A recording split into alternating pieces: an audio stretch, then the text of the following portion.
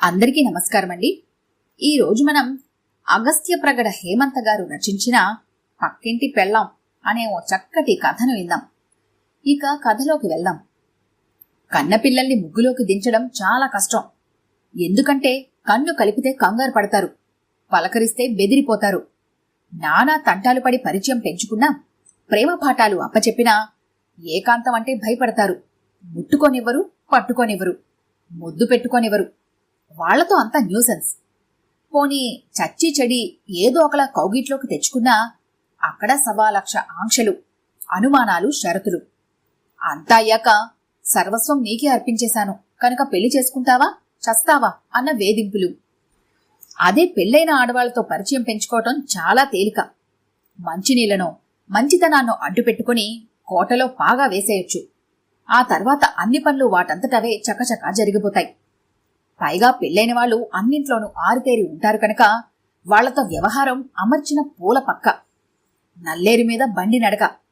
అందుకే కన్నె పిల్లలకి, పెళ్లికాని పిల్లలకి లైన్ వేసుకోవాలనే ఆలోచన శుద్ధ వేస్ట్.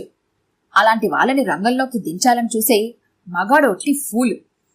చక్కగా ఎదురుంటి ఆంటీలకి, పక్కింటి పెళ్లాలకి లైన్ వేసుకునేవాడే చాలా తెలివైనవాడు. కనుకనే తను పెద్ద మేధావి అన్న ప్రతాప్ ఎస్పీ అభిప్రాయం. ఎస్పీ అంటే ఏ పోలీసు అనుకుంటారేమో, కాదు సుమా, శృంగార పురుషుడు అని మాత్రమే అర్థం.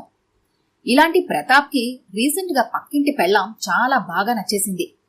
ఆమెకి చెంపకి చారెడు కళ్ళు, అద్దాల్లాంటి చెక్కిళ్ళు, వగైరా వగైరాలేవి లేకపోయినా ఎదుటివాళ్ల చూపుల్ని చటుక్కున తన వైపు తిప్పుకోగల జారెడు జడ మాత్రం ఉంది. నిజానికి బారెడు పొడవున్న ప్రతి జడ మగాన్ని తన వైపు తిప్పుకోలేదు. నల్లని రంగుతో, ఒక రకమైన నెగనెగలతో, లావుగా, తాచులా, పొడుగుతో పాటు ఒక రకమైన సెక్సీనెస్, ఇంకొంచెం అట్రాక్షన్ ఉన్న జడలకి మాత్రమే మగాన్ని ఆకట్టుకోగల సత్తా ఉంటుంది. పక్కింటి పెళ్ళానుకున్న జడ కూడా అలాంటిది కనుకనే ప్రతాప్ అటువైపు అట్రాక్ట్ అయ్యాడు. ఆ రోజు లగాయతు ఆమెని పరిచయం చేసుకోవటం కోసం నిద్రాహారాలు మానేసి మరీ రకరకాల ప్రణాళికలు, వ్యూహాలు రూపొందించాడు. అన్నీ పకడ్బందీగా ఉన్నాయని రూఢి అయిన తర్వాత ఓ మంచి ముహూర్తంలో రంగంలోకి దిగాడు. ఆ రోజు ఫారెన్ పర్ఫ్యూమ్ ఒకటి పూసుకొని టిప్ టాప్ గా తయారై పూల రంగెడ్లా పక్కింటికి కదిలాడు ప్రతాప్. అతను అక్కడికి చేరేసరికి ఆమె పూలమాల కుట్టుకుంటోంది. ఒద్దిగ్గా కుర్చీలో కూర్చొని ఒళ్ళో పువ్వుల బల్లం పెట్టుకుని కుడి చేతి వేళ్లతో నాజుగ్గా పువ్వుల్ని తీస్తూ ఎడమ చేతి వేళ్లతో సుతిమెత్తగా పట్టి సున్నితంగా దండాలుతుంటే చకచకా కదులుతున్న వెండి తీగల్లాంటి వేళ్లు, లేత గులాబీ రంగుల్లో.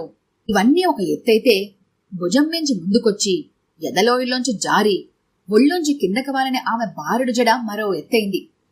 ఆమెను ఎంతసేపైనా అలా చూస్తూనే ఉండిపోవాలి అనిపించింది.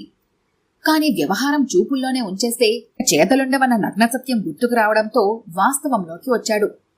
చిన్నగా తలుపు తట్టాడు. ఉలి కొట్టుకుంటున్నామే ఆ శబ్దానికి చటుక్కున తలెత్తింది. ఎదురుగా కనిపించిన ప్రతాప్ను చూసి బ్రుకుటి ముడివేసింది. కొంచెం మంచినీళ్ళుంటే ఇస్తారా? చేతిలోని వాటర్ జగ్ని ఆమెకి కనిపించేలా పట్టుకుంటూ అడిగాడు ప్రతాప్. అతనొచ్చిన పనేమిటో అప్పుడు అర్థమైంది ఆమెకి. వేస్తున్న పనాపి యువతలకొచ్చి అతని చేతిలోంచి వాటర్ జగ్ అందుకుంది. లోపలికి వెళ్లి 2 నిమిషాల్లో తిరిగొచ్చింది. Many many thanks. మంచినీళ్లు అందుకుని ఆమె ముఖంలోకి చూస్తూ చెప్పాడు. చిన్నగా నవ్వేసి అతని వైపు చూడకుండానే లోపలికి వెళ్లిపోయింది. అతను నిరుత్సాహపడలేదు. ఎందుకంటే మొదటి రోజే మంచినీళ్లు తెచ్చి ఇచ్చేలోపు ఎవరూ లోపలికొచ్చి కూర్చోమని ఆహ్వానించరు. అసలు అలా జరగడానికి వారం పైనే పడుతుంది. అది అతని స్వానుభవం. అందుకే హుషారుగా ఏలేసుకుంటూ రూంలోకి నడిచాడు. ఆ రాత్రి తనని ఆమె లోపలికి ఆహ్వానించినట్టు, తనతో మాట్లాడినట్టు, పరిచయం పెరిగినట్టు, నువ్వు ఆమెను పెనవేసుకున్నట్టు, ఇలా ఒకటేమిటి ఎన్నెన్నో, అన్నీ రంగురంగు కలలే. ఆ కలలు ఎప్పటికైనా నిజమవుతాయని అతనికి ఖచ్చితంగా తెలుసు. అందుకే రాత్రి వచ్చిన కలల్ని తలుచుకుని తెల్లారిన తర్వాత కూడా మురిసిపోతూనే ఉన్నాడు. కాలగర్భంలో వారం గడిచింది. ఈ వారం రోజుల్లో రోజు ప్రతాప్ వాళ్ళ ఇంటికి వెళ్లి మంచినీళ్లు తెచ్చుకుంటూనే ఉన్నాడు. అయితే ఏనాడు పొరపాటును కూడా అతన్ని లోపలికొచ్చి కూర్చోమని ఆమె అనలేదు సరికదా. మంచినీళ్లు ఇచ్చేటప్పుడు ఒక్కసారి కూడా ప్రతాప్ మొహం కేసి చూడలేదు. అయినా నిరాశన్నది అసలు అతని దగ్గర కూడా రాలేదు. ఎందుకంటే పెళ్ళైన తర్వాత కూడా కన్నెతనకు భయాలు పోని భార్యలు అక్కడక్కడా ఉంటారు. ఈ పక్కింటి పెళ్ళాం కూడా ఆ కోవలోనదే అని సరిపెట్టుకున్నాడు. రోజులు గడుస్తున్నాయి. ప్రతాప్ పట్టు వదలని విక్రమార్కుడిలా ఆమె కోసం ప్రయత్నిస్తూనే ఉన్నాడు.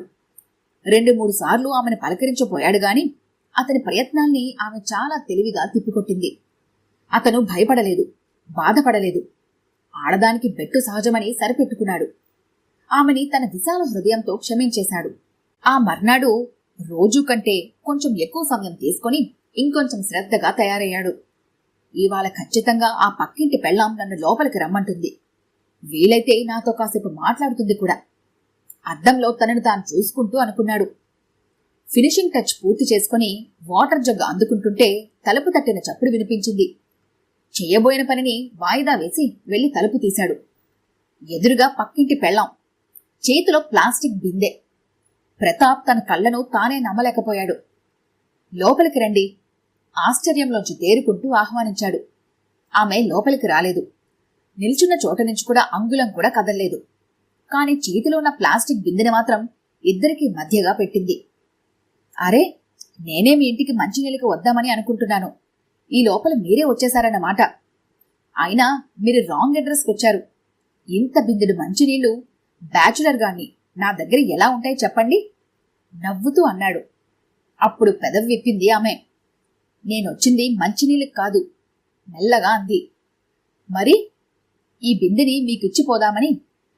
మీరు మంచినీళ్ళకి ఇబ్బంది పడకుండా ఉండాలని మార్కెట్లోంచి మీకోసం ఈ బిందెని కొనుక్కొచ్చాను. ఇక నుంచైనా కొళాయి వచ్చే టైంకి జాగ్రత్తగా నీళ్లు పట్టుకొని ఉంచుకోండి. లేకపోతే మీ వల్ల మీ పక్క పోషణ వాళ్లే కాదు, మాలాంటి పక్కింటి వాళ్ళు కూడా ఇబ్బంది పడాల్సి ఉంటుంది. మన పని కోసం చుట్టుప్రక్కల వాళ్ళని ఇబ్బంది పెట్టడం మంచి పద్ధతి కాదు చెప్పేసి అతని ముఖంలోకి చూసింది. ప్రతాప్ ముఖంలో కత్తివాటుకు నెత్తురు చుక్కలేదు. నేను చెప్పింది మర్చిపోకండి, మరోసారి హెచ్చరించింది. చెప్పుతో కొట్టకుండా, నలుగురిలో నవ్వులపాలు చేయకుండా, కేవలం మాటలతో కొట్టి టీవీగా వెళ్లిపోతున్నామని నిశ్చేష్టుడై చూస్తూ ఉండిపోయాడు ప్రతాప్. పక్కింటి పెళ్లాల్ని తేరగా కౌగిట్లోకొచ్చే పదార్థాలుగా భావించే ప్రతాప్కి అప్పుడే మొదటిసారిగా అర్థమైంది. మొగుడి చాటును గుట్టిగా సంసారం చేసుకునే ఆడవాళ్ల జోలికెళ్తే అవమానాలు తప్పవని. ఆ క్షణంలో అతను ఒకటే అనుకున్నాడు. పెళ్ళై భర్త చాటున జీవితం సాగించే ఆడవాళ్ళని పరిచయం చేసుకోవటం చాలా కష్టం.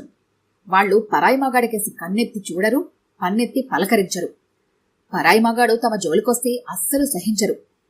పెళ్ళైన ఆడవాళ్ళని ఆశించడమంత ప్రమాదం మరొకటి ఉండదు అని. ఈ కథ కనుక మీకు నచ్చినట్లయితే లైక్ చేయండి, షేర్ చేయండి.